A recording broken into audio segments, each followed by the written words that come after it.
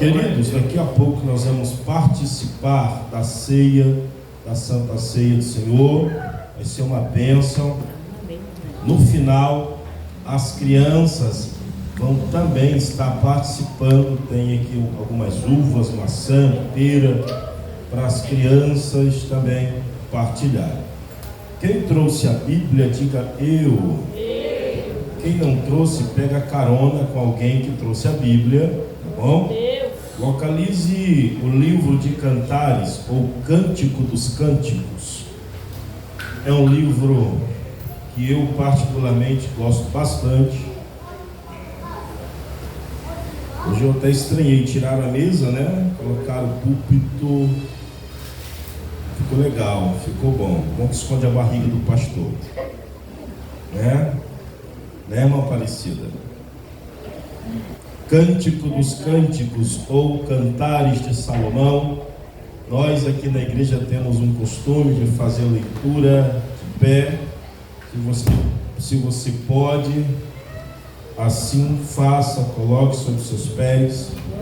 Tá? Cântico dos Cânticos, capítulo de número 5. Cantares de Salomão, capítulo 5. Para que nós possamos fazer a leitura bíblica desta noite. Vou aguardar você encontrar o texto. Isso. Eu acho bom tirar daí, que daqui a pouco a chapa vai ficar quente, vai tremer tudo. Esse negócio pode cair daí, eu não me responsabilizo. Cantares de Salomão, quem encontrou, diga amém. Amém. Quem vai morar no céu, diga eu. Cantares de Salomão, capítulo 5, verso de número 2 em diante, diz assim: Eu dormia, mas o meu coração velava. Eis a voz do meu amado que está batendo. Abre-me, minha irmã, querida minha, pomba minha, imaculada minha, porque a minha cabeça está cheia de orvalho, os meus cabelos das gotas da noite. Já despi a minha túnica, hei de vesti-la outra vez. Já lavei os pés, tornarei a sujá-los.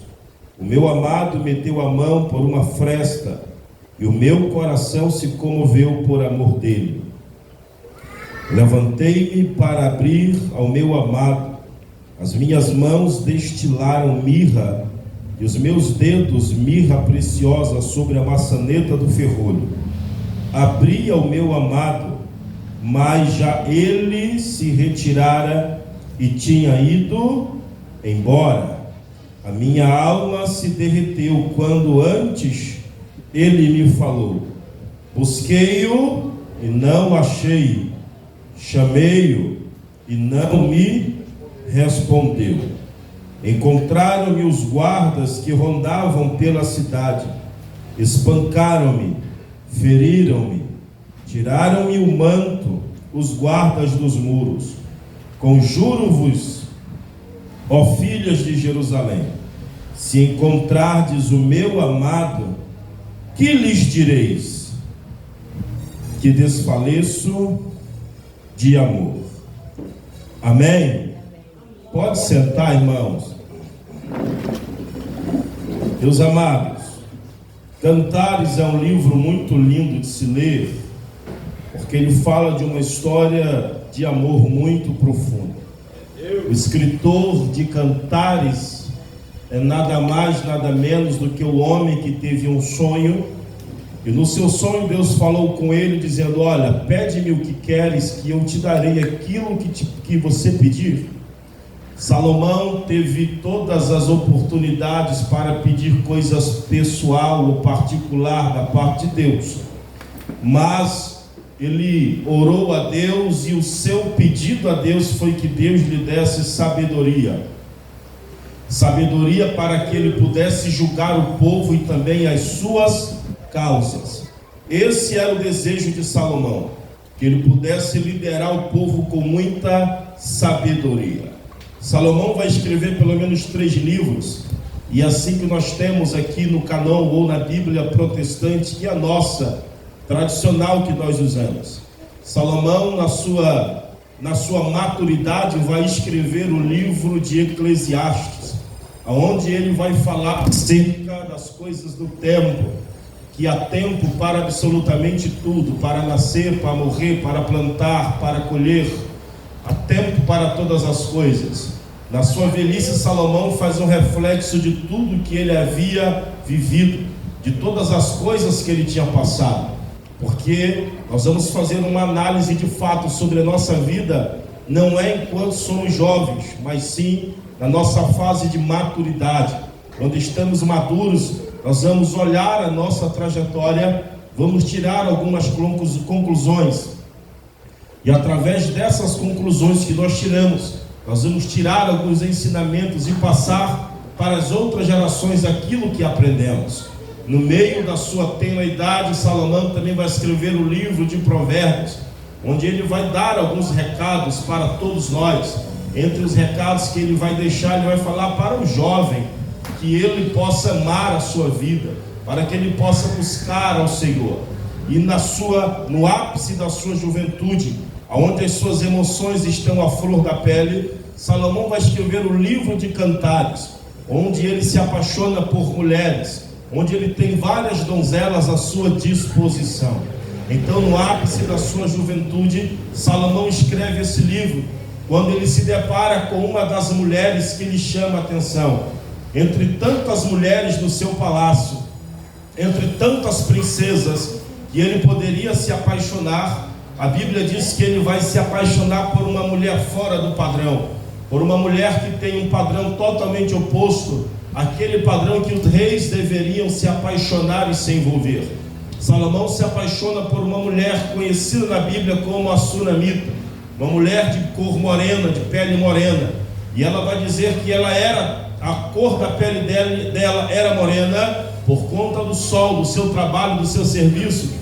Em outras palavras, esta Sunamita que Salomão se apaixona é uma mulher que era dada ao trabalho, ou uma empregada, uma funcionária, uma mera plebeia, que não tinha nenhum tipo de merecimento para estar perto do rei, dos átrios do rei, ou até mesmo na recâmara real ou no quarto real. Salomão vai escrever esses 3 livros que nós temos hoje para buscar a presença do Senhor e a instrução de Deus. Quando eu olho para o livro de Cantares, no capítulo de número 5, nós vamos ter uma linda história, entre tantas histórias que nós vamos ver na Bíblia, mas a história de amor de Salomão por essa mulher, que ele vai chamar ora de pomba minha, de égua de Faraó, e também amada minha, é a mesma pessoa. São alguns adjetivos que Salomão vai usar para se referir àquela mulher que chamou tanto a sua atenção. Nós precisamos ter uma compreensão que existem algumas simbologias dentro da história bíblica que nós precisamos fazer a sua devida aplicação para que tenhamos o conhecimento real da história. Salomão, dentro do contexto bíblico, ou o rei dentro desse contexto bíblico de Senhor, de rei, de amado meu, Salomão vai estar numa condição de ter uma representatividade espiritual do próprio Deus. O amado da minha alma, o meu amado. Quando a mulher se refere a Salomão, ao homem como meu amado, essa simbologia, ela remete ao Senhor. Não tem ninguém mais amado na Bíblia do que o nosso Deus. Não tem nada mais amado do que o nosso Senhor. Quando este amado se refere a esta mulher como minha amada, essa mulher tem uma simbologia bíblica dentro da Bíblia. Qual é a simbologia, pregador? Essa mulher representa a igreja do Senhor sobre a terra. Quando eu olho para dentro desse texto, esse texto ele me deixa muito perplexo. Sabe por quê? Porque no capítulo de número 5, o amor desse noivo, desse esposo, desse amado, ele vai ser demonstrado para a sua amada de uma maneira muito grande. O texto começa dizendo que esse amado ele está no jardim. Que jardim é esse? Jardim real, o jardim dos reis, que é rodeado, que é cercado, que é guardado. Enquanto isso, a amada deste amado, deste homem, ela se encontra no seu quarto, na sua recâmara, repousando, prestes a descansar, prestes a dormir. No capítulo 5, no verso de número 2, o texto começa dizendo: a mulher se levanta e diz: eu dormia, mas o meu coração velava. O meu coração ele esperava, o meu coração ele aguardava pela presença do meu amado. A mulher traz para a gente uma reflexão, dizendo que enquanto ela estava na casa dela, enquanto ela estava no ambiente dela, ela tinha um único desejo. Qual era o único desejo que essa amada tinha? De que o amado dela chegasse na sua casa, entrasse na sua casa, fizesse morada na sua casa. Esse é o nosso desejo quando nós servimos ao Senhor. Quando entregamos a nossa vida ao Senhor, o nosso desejo é que Ele entre de fato, faça morada dentro do nosso lar. É que Ele entre dentro dos nossos corações e mude todo o nosso pensamento, toda a nossa história. Essa mulher também tem esse desejo, esse pensamento, de que o amado entre na sua casa e comece a fazer uma grande obra dentro do seu lar. Ela está dizendo: enquanto eu dormia, o meu coração velava, meu coração almejava, o meu coração esperava. Esperava pelo quê? Ela disse: eu esperava ouvir a voz do meu amado. Eu queria ouvir a voz do meu amado falar alguma coisa para mim, chegar na minha presença. Sabe por quê? Ela tem essa ansiedade em querer que o amado se aproxime dela, porque ela sabe que por merecimento ela não é digna de nada, meu amigo santo. Por merecimento ela não merecia absolutamente nada. Por quê, pastor? Porque ela não era uma das filhas dos reis, ela não era princesa, ela não era uma rainha de um povo grande, ela não era alguém de uma alta sociedade, ela era simplesmente alguém no meio do povo, alguém no meio da sociedade. Então essa mulher, ela reflete a minha vida e a sua vida. Como assim, pastor? Nós não merecemos a presença do amado, nós não merecíamos a presença do amado da nossa alma, mas ainda assim Ele olha para a terra, olha para mim, olha para você, e ainda mesmo que por imerecimento a graça do Senhor tem nos alcançado por todos os dias da nossa vida. Eu vou repetir mais uma vez: nós não merecíamos estar na casa dele, nós não merecíamos estar na presença dele, nós não merecíamos adorar a ele, nós não merecíamos buscar a face dele, nós éramos miseráveis pecadores. O apóstolo Paulo ousou dizer, dizendo: olha, entre os pecadores eu sou o pior de todos, não há pecador maior do que eu. Oh, glória, abra a boca e diga glória a Deus. Essa é a nossa reação quando temos uma proximidade, ou primeiro contato com o amado da nossa alma. Quando temos o primeiro contato com o amado da nossa alma, a nossa vontade é de poder cultuar Ele todos os dias. Quando temos o primeiro contato com o amado da nossa alma, a vontade é de orar ao Senhor todos os dias. Quando temos o nosso primeiro contato com o amado da nossa alma, o nosso desejo é estar na presença dEle todo dia. Oh, glória! Eu lembro que quando eu era novo convertido, eu orava como Daniel orava. Como pastor? Orava pela manhã, orava pela tarde, orava pela madrugada. Pelo menos 3 momentos de oração nós tirávamos enquanto somos novos convertidos. E depois que o tempo passa, ficamos íntimos de Deus, a gente já não quer mais buscar a Deus. Nós queremos que Deus venha até a nossa presença, trazendo a resposta que nós queremos para as nossas causas. E é aí que a frieza espiritual chega, é aí que o desânimo espiritual bate na porta do nosso coração. Essa mulher está olhando para o seu amado e está dizendo: quem dera ter a presença do meu amado na minha casa, quem dera ter a presença do meu amado na minha vida, quem dera se o meu amado chegasse na porta da minha casa e batesse na porta e dizendo: amada minha, abre a porta porque eu estou entrando, eu estou chegando. Tem alguém vivo nessa noite para abrir a boca e dar um brado de glória? Aleluia! Oh, glória a Deus! Só que todo desejo diante da presença de Deus, ele tem as suas realizações.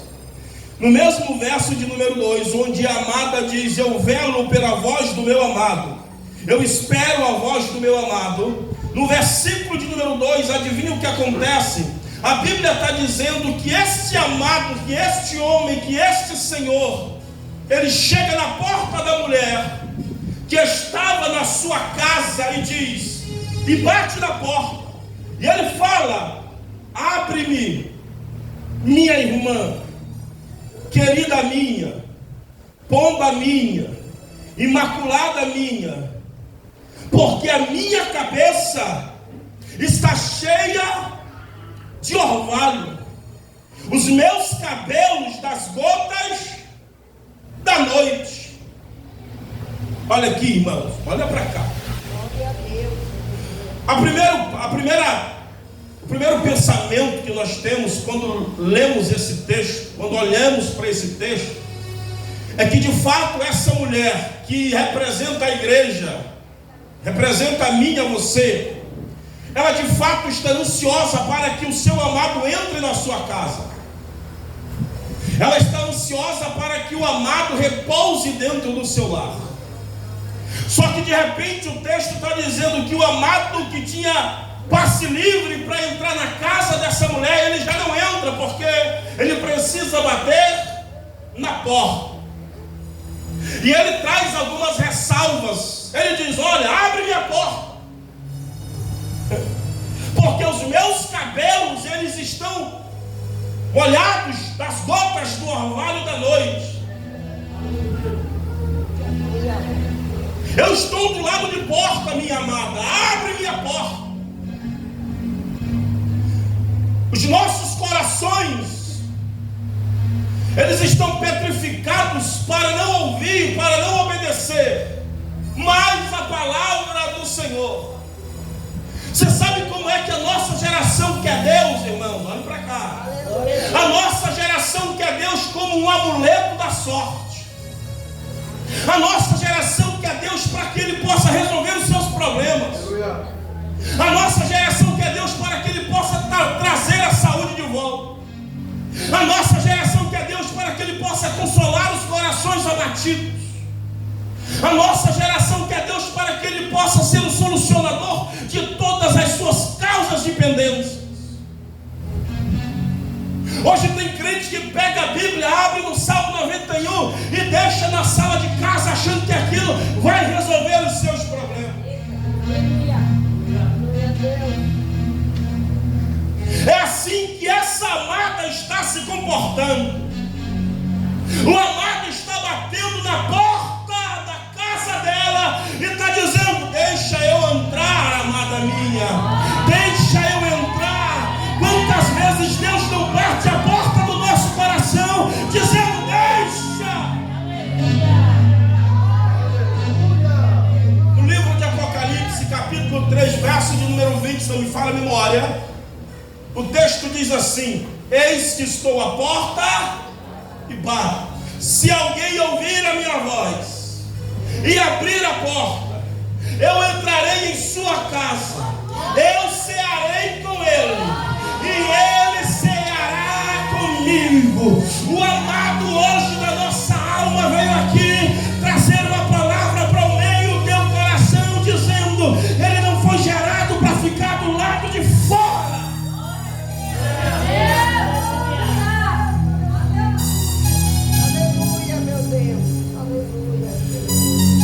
Deus, Ele tem um chamado para a vida de todos nós.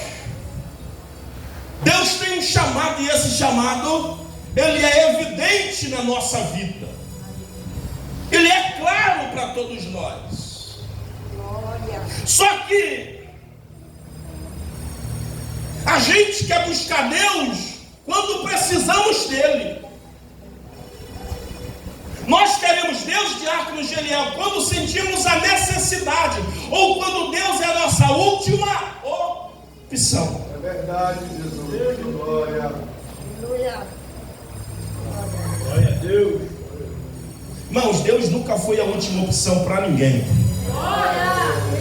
Nós só não vivemos milagre porque não acreditamos no Deus que nós servimos. Tem gente que questiona Moisés, diácono Rony. Quando Moisés estava diante do mar e ele clamou ao Senhor, e Deus falou para ele: Moisés, por que tu clamas a mim? Diga ao povo que marche. Há quem diga que Moisés errou, não era para procurar Deus, era para caminhar, porque Deus estava na frente. Não, irmão, Moisés aprendeu a nunca dar um passo sem Deus não estar na frente, ou sem Deus não dar direção para ele. Moisés estava dizendo: Senhor, tu ainda és a minha primeira opção, tu ainda és a minha única opção.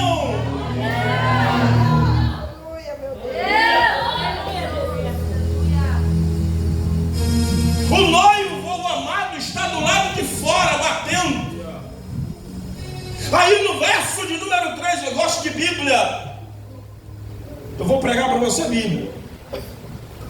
A resposta que a amada dá para o noivo ou para o seu amado é: eu já despi a minha túnica, eu já tirei as minhas roupas. Glória a Deus.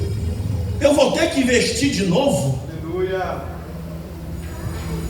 Eu já lavei os meus pés, eu terei que sujá-los outra vez?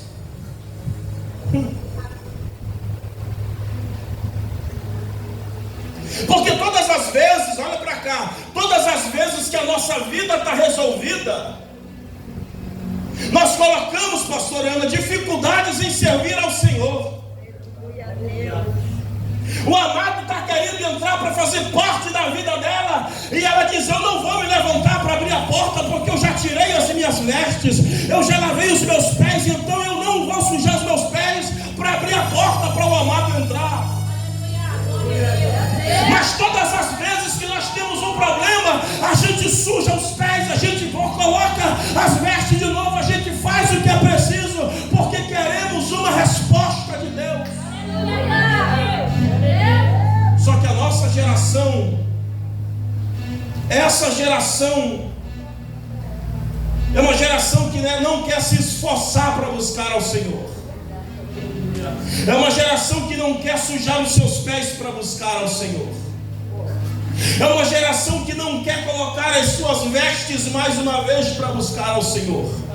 Porque é uma geração que quer tudo pronto, quer milagre pronto, quer casa pronta, quer bênção pronta, quer chamado pronto, quer ministério pronto, quer vida pronta, quer tudo resolvido, não quer orar, não quer buscar, não quer jejuar, não quer pagar preço, não quer se levantar, não quer se erguer, não quer se posicionar. Tem uma geração de homens e mulheres mimadas que acham que Deus é babá. Ah, se ninguém vier na minha casa eu não vou, se ninguém vier me visitar eu não me levanto. Sabe o que Deus disse para Jonas? Jonas, te levanta, coloca a tua roupa, vai para Nínive, porque lá tu vai ser útil na minha obra.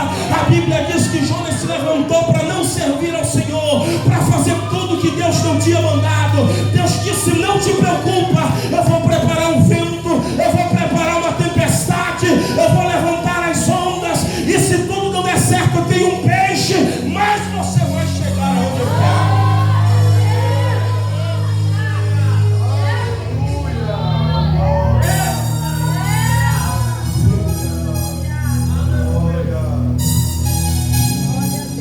Ninguém mais quer colocar a túnica.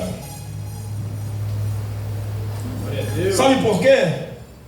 Porque os seus problemas estão resolvidos. Aleluia. Eu já conheci muita gente que quando quer milagre se esforça. Se tiver oração 5 da manhã, está na igreja orando.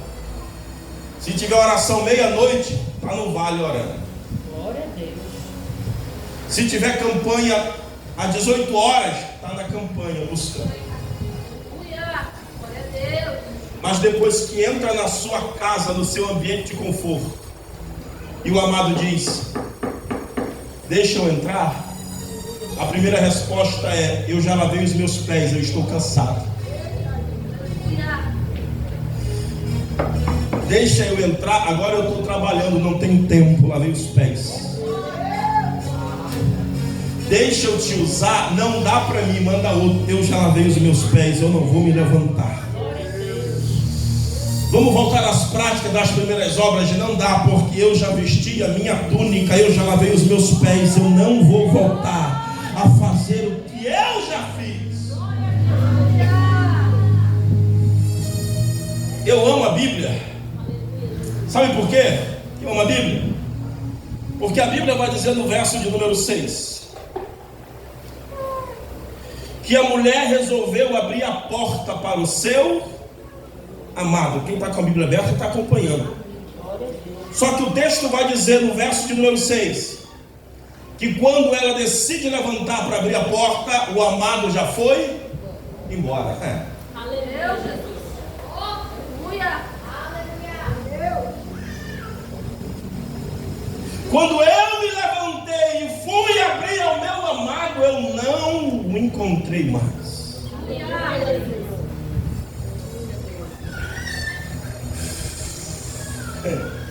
Sabe daquele grande dia? Glória a Deus. Meu Deus. Você sabe daquele grande dia? Aleluia. Oh, glória. Aleluia. Ah, pastor, eu não sirvo a Deus porque o irmão não dá exemplo, a irmã não dá exemplo, irmão. Ninguém serve a Deus porque fulano ou fulana dá ou não dá exemplo. A gente serve a Deus porque tem um sangue que foi derramado na cruz. Posso falar para você? Tem um sangue que foi derramado na cruz do Calvário. Eu não sirvo a Jesus porque Pedro serviu. Eu não sirvo a Jesus porque Paulo serviu. Eu não sirvo a Jesus porque Mateus serviu. Eu não sirvo a Jesus porque Lucas serviu. Eu não sirvo a Jesus porque Tomé serviu, Bartolomeu serviu. Eu não sirvo a Jesus porque André serviu. Eu sirvo a Jesus porque Deus mandou o seu único filho para que todo aquele que nele crê não pereça, mas tenha a vida eterna.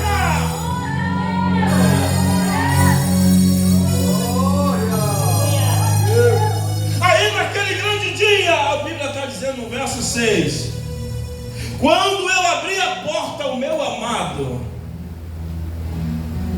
é a Bíblia, ele já tinha ido embora. Sabe aquele dia que a gente ora e parece que Deus não vem? Não sei se você já passou por isso, irmão, mas tem dia que a gente busca Deus, Sandro, parece que o céu está fechado. Tem dia que a gente está com vontade de orar, mas parece que Deus não responde absolutamente nada. Sabe qual foi esse dia na Bíblia? Foi Isaías 6.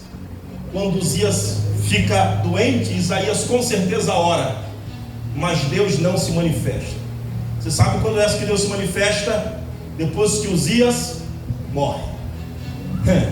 Depois que Uzias morre, Deus aparece. Aí Isaías vai dizer: eu vi o Senhor. Mas a gente não vê o Senhor no nosso tempo, a gente vê o Senhor no tempo dele. Isaías vai dizer: eu vi o Senhor.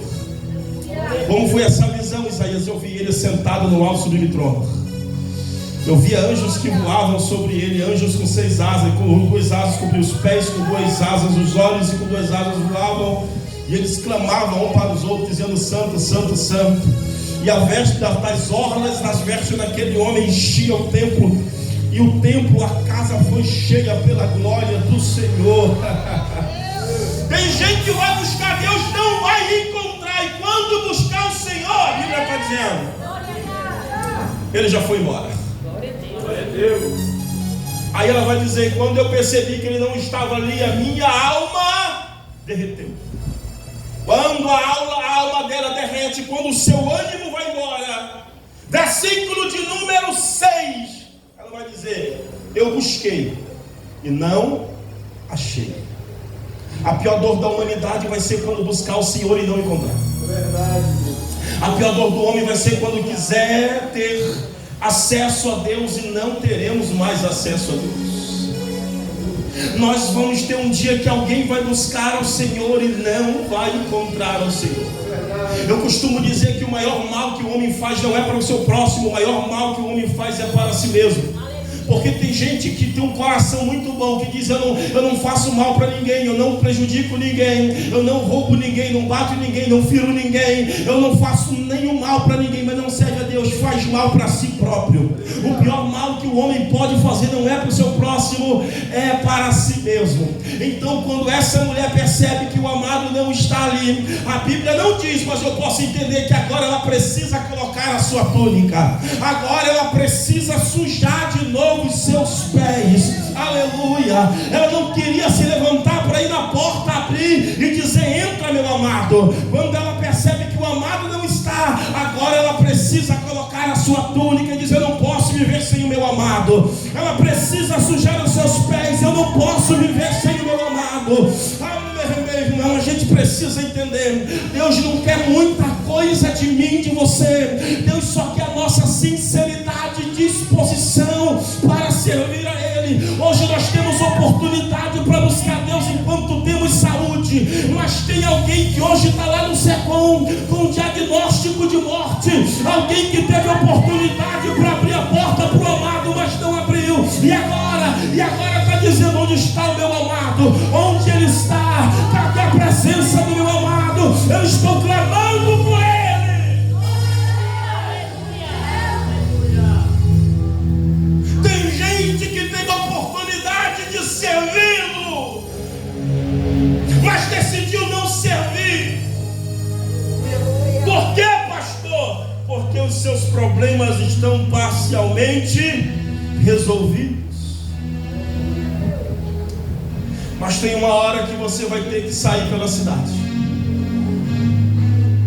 e é nessa hora que a gente aprende a valorizar, Geliel, a presença do amado. Olha o que diz o verso de número 7. Isso aqui me traz lágrimas aos olhos, irmãos. Sabe por quê, irmã Leia? Porque o verso 7 vai dizer: encontraram-me os guardas que rondavam pela cidade.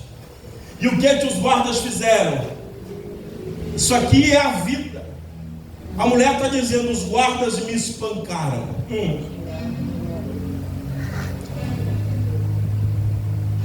Eles me feriram, tiraram o meu manto, as minhas vestes. Isso aqui são consequências na vida de alguém que não quer, minha irmã, de fato e de verdade servir ao Senhor. Tem gente que vai ter que apanhar para aprender a valorizar o amor ao Senhor. É isso que essa mulher está dizendo. Enquanto ele estava na minha porta, eu não valorizei. Enquanto ele estava batendo, dizendo: deixa eu entrar, eu não valorizei. Enquanto ele estava me buscando, eu não valorizei. E quando eu decidi deixar ele entrar, já era tarde demais. Aí eu decidi buscar ele. E quando eu decidi buscar ele, os guardas me pegaram. A vida me pegou, a vida me bateu, a vida me feriu, a vida me machucou, a vida me magoou. E eu saía pela cidade e eu gritava dizendo: onde está o meu amado? Onde está o amado da minha alma? Volta, meu amado, volta para a minha casa, volta para o meu lar, vem para a minha recâmara.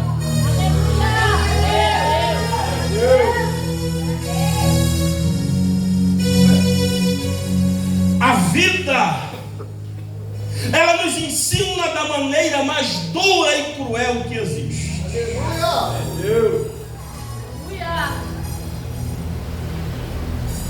Às vezes tem alguém que fala: ó, pastor, mas é fácil para o senhor, porque o senhor é pastor. Fácil?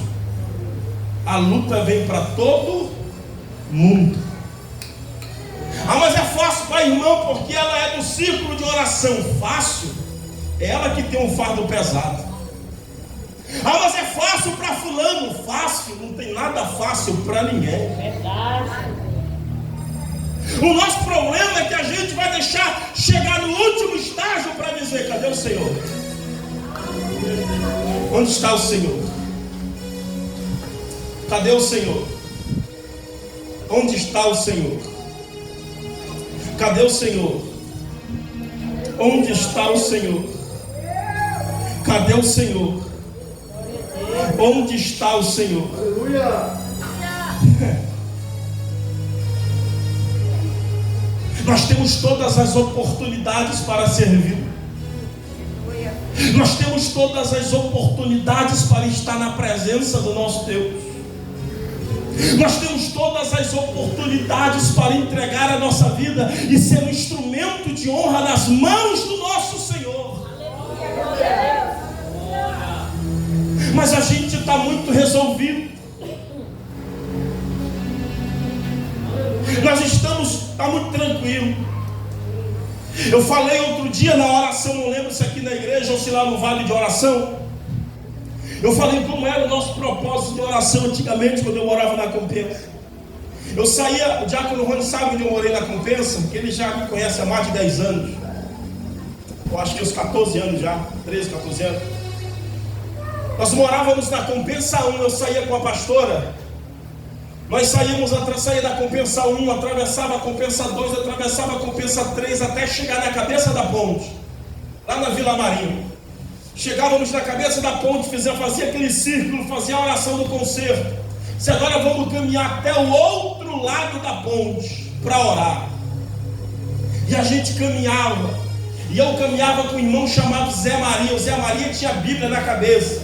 Ele começava: aquele que habita no esconderijo do Altíssimo, a sombra do Onipotente descansará. Assim, e ele começava a recitar o Salmo 91. Quando ele recitava o Salmo 91, ele ia para o Salmo 23. Quando terminava o Salmo 23, ele ia para o Salmo 127, 125, 121, 128. Ele recitava praticamente todos os salmos, sem errar uma palavra, do começo ao fim da ponte. Quando nós chegávamos lá do outro lado, nós descíamos para baixo da ponte para orar. Nós fazíamos 1 hora de oração naquele lugar. Voltávamos de novo, chegávamos na cabeça da ponte, a gente já voltava se arrastando. Tinha mulher que levava um filho empurrando no carrinho, outro filho aqui no ombro pendurado que nem macaco de cheiro, outro aqui no sovaco, levava e empurrava. Quando não, pegava os meninos, dava para o irmão colocava aqui no coque e ia embora no tontão, carregando a criançada. Era menino chorando, mas as mulheres iam para a oração. Elas iam, não tinha desculpa, irmão, não tinha desculpa. Elas queriam saber de buscar o Senhor. A criança aqui, outra irmã com um filho na barriga, perna inchada, já no 8 para 9 meses, para ter a criança e aclamar ao Senhor. Para que isso, pastor? Não é preciso. Eu posso orar na minha casa? Pode, irmão, mas quem quer milagre tem atitude diferente, tem posicionamento diferente, tem comportamento diferente.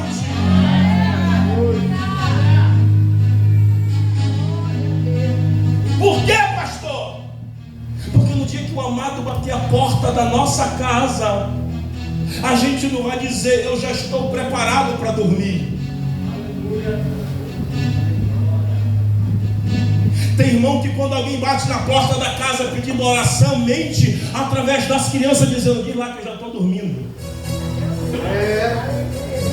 Diz lá que eu estou ocupado, que eu saí, que eu não estou em casa. Por quê? Porque eu já tirei as minhas vestes, eu já lavei os meus. Eu não vou me levantar para receber ninguém. Mas a nossa hora de clamar também vai chegar. A nossa hora de buscar a presença do Senhor também vai chegar. E Ele está dizendo: eu estou na porta, deixa eu entrar. Eu estou na porta, deixa eu entrar. Eu estou na porta, deixa eu entrar. No verso 8, e eu encerro.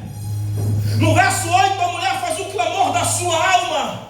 E ela diz: eu conjuro-vos, ó filhas de Jerusalém, se encontrarem o meu amado, o que é que vocês dirão? O que é que vocês vão dizer para o meu amado quando vocês encontrarem ele? Vocês não sabem? Eu sei. O que é, Senhora? Digam ao meu amado que eu estou desfalecendo. Desfalecendo de quê? De amor.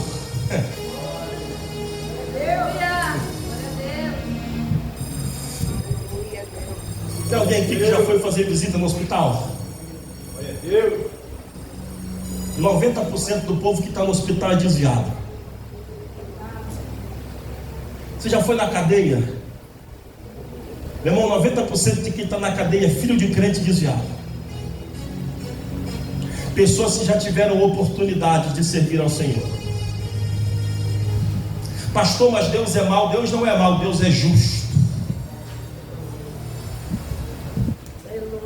O nosso problema é que nós não servimos a Deus por aquilo de fato que Ele é.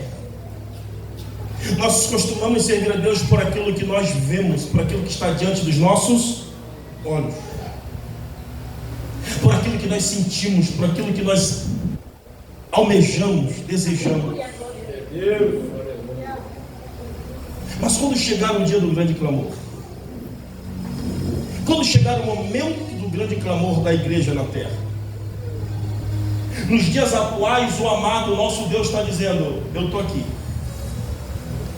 Enquanto você me buscar, você vai me encontrar.